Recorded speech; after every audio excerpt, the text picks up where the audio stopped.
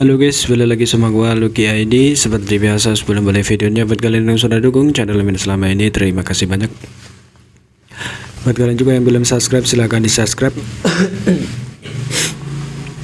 Karena subscribe itu gratis, tidak bayar. Dan buat kalian juga yang sudah donasi, terima kasih banyak. Semoga dilancarkan rezekinya, amin. Oke, tanpa basa-basi kita bacain novel Martial Pack chapter 5731. Di sini diceritakan alam semesta dipenuhi dengan tanda tau kacau yang tidak ada habisnya. Tempat ini tampaknya adalah tempat di mana tau besar telah dihancurkan dan konsep ruang dan waktu menjadi sangat kabur. Ini adalah interior tugu semesta dunia yang sangat luas dan luar biasa. Yang terbang melalui kehampaan mengaktifkan tanda matahari dan bulan untuk merasakan lokasi 9 pil open heaven sambil membiasakan diri dengan lingkungan. Dia tidak tahu banyak tentang tugu semesta, tetapi berdasarkan pengalamannya sendiri, dia sekarang yakin bahwa ada yang disebut peluang tugu semesta akan diperebutkan di sini. Dari kelihatannya, apakah itu ras manusia atau klan tinta, kali ini pasti akan ada sejumlah besar monster yang memasuki tugu semesta. Monaya yang telah terperangkap di dalam ruang proyeksi juga harus berada di dalam tugu semesta. Alis Yangke naik sedikit saat dia diam-diam memutuskan bahwa jika dia bisa bertemu dengan Monaye ini, dia pasti tidak akan melepaskannya dengan mudah. Jika itu adalah waktu lain, dia secara alami tidak akan menjadi lawan Monaye, tetapi di ruang proyeksi sekarang orang ini telah dipenuhi luka. Dan sekarang dia tidak tahu berapa banyak kekuatan yang bisa dia tunjukkan. Jika dia benar-benar bertemu dengannya, dia mungkin memiliki kesempatan untuk membunuhnya. Namun dunia tunggu alam semesta ini sangat luas dan tak terbatas, jadi tidak akan mudah untuk bertemu dengan Monaye di sini. Menenangkan pikirannya, dia terus menyelidiki situasi di dalam dunia tunggu. Dia awalnya berpikir bahwa bagian dari dalam dunia ini akan benar-benar kosong. Bagaimanapun itu hanya interior tunggu semesta, tidak seperti banyak domain besar di dunia luar yang telah mengalami evolusi lengkap dari Dao surgawi. Apa yang bisa ada di tempat ini dengan tanda Dao yang kacau dan tidak teratur. Namun di sepanjang jalan Yangke menyadari bahwa dia salah. Pemandangan di dalam dunia tunggu ini cukup spektakuler. Tempat di mana tanda Dao kacau tak berujung berkumpul seringkali merupakan pemandangan langka. Mirip dengan banyak fenomena surgawi yang telah dia lihat di kedalaman Battlefield, keajaiban terbesar adalah sungai besar. Tidak diketahui dari mana sungai ini berasal atau kemana ia memanjang. Tetapi sungai itu berkelok-kelok dan berliku-liku. Yangke sekarang mengikuti arah sungai ini untuk menjelajahi dunia di dalam tunggu. Namun dia telah terbang selama 3 hari dan telah melintasi ratusan juta kilometer, namun dia masih tidak bisa melihat ujung sungai ini. Sungai itu dipenuhi dengan tanda Dao yang rusak dan kacau yang paling sering terlihat. Hampir semuanya terbentuk dari tanda Dao yang rusak ini yang sulit untuk diserap dan dimurnikan.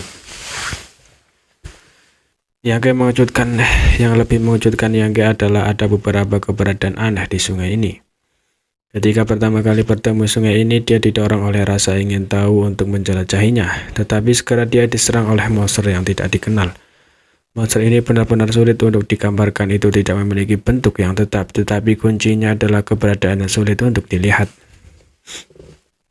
Itu hampir sepenuhnya menyatu dengan sungai, jadi sebelum meletus Yangke tidak menyadarinya sama sekali.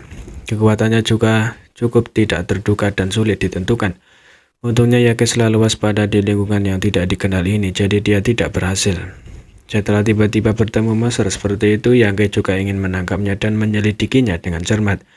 Tetapi setelah pertempuran sengit, meskipun monster ini ditolak, dia jatuh ke sungai dan menghilang, tidak pernah ditemukan lagi. Seolah-olah itu hanya percikan dari sungai yang aneh ini, dan seolah-olah itu adalah bagian dari sungai ini.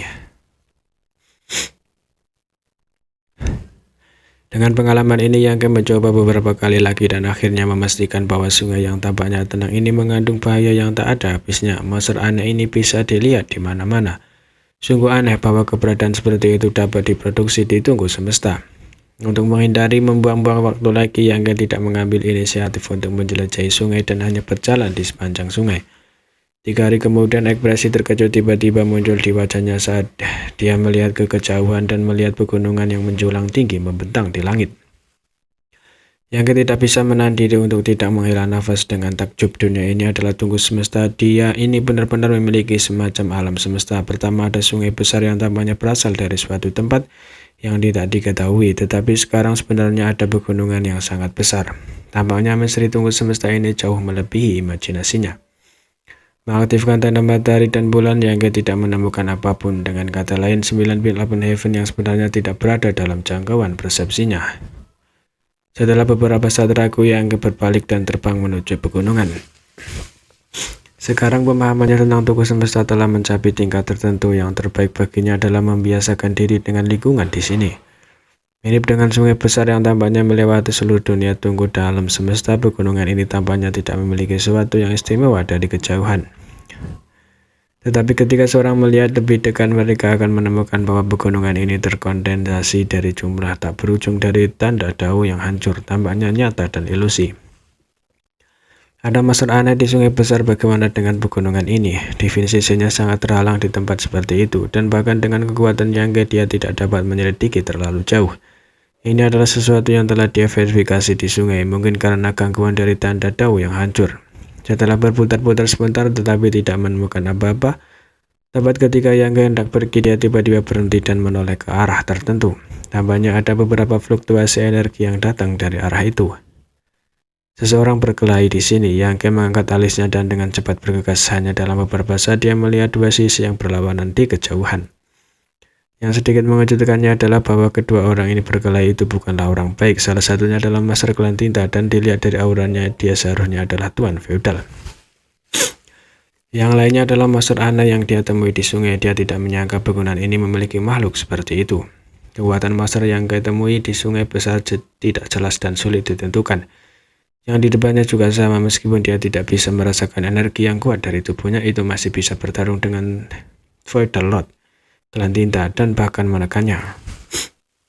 Monster jenis ini tidak memiliki bentuk tetap untuk memulai dan memiliki kemampuan yang mendalam untuk mengubah tubuhnya. Tanda dao yang hancur yang membentuk tubuhnya berputar-putar membuatnya tampak seperti gumpalan air yang kacau. Tanda dao yang hancur terus-menerus keluar dari tubuhnya berubah menjadi serangan misterius yang memaksa Tuan Feodal Klan Tinta untuk mundur. Tuan Feodal Klan Tinta jelas menyadari bahwa dia bukan lawan monster ini. Dia setelah perjuangan singkat, dia memutuskan untuk mundur. Mengaktifkan kekuatan tintanya, tubuhnya bergetar dan awan tinta hitam meledak, menutupi monster itu dan menggunakannya sebagai tabir asap. Dia dengan cepat mundur ingin melarikan diri, namun sebelum dia bisa terbelah jauh, ruang di sekitarnya tiba-tiba membeku dan lehernya menegang saat dia diangkat oleh tangan besar. Tuan Feodal Klan Tinta menjadi pucat karena kekuatan dan mulai untuk melihat wajah tersenyum yang pernah dilihatnya di suatu tempat sebelumnya.